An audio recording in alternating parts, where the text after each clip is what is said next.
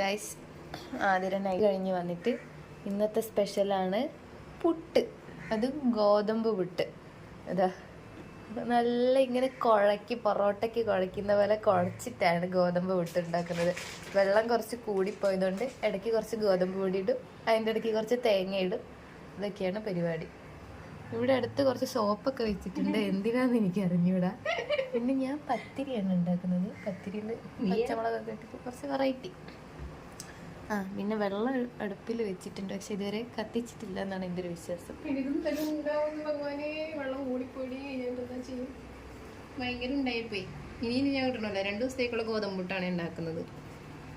ഞാൻ നേരത്തെ ഒരാളെടുത്ത് കുറച്ച് ഉപ്പുമാവ് ഉണ്ടാക്കി വെച്ച ഫ്രിഡ്ജിൽ വെച്ച് ചൂടാക്കി കഴിക്കാമല്ലോ എന്ന് പറഞ്ഞിട്ട് എൻ്റെ അടുത്ത് പറയും എനിക്ക് ഫ്രഷ് ആയിട്ട് കഴിക്കണം എന്ന് പറഞ്ഞിട്ട്. അത് വെള്ളം കൂടെ ഞാൻ പ്രതീക്ഷിച്ചില്ലല്ലോ, ഇത് കൂടിപ്പോയതാ, ഞാൻ ഒന്നും ചെയ്തില്ല.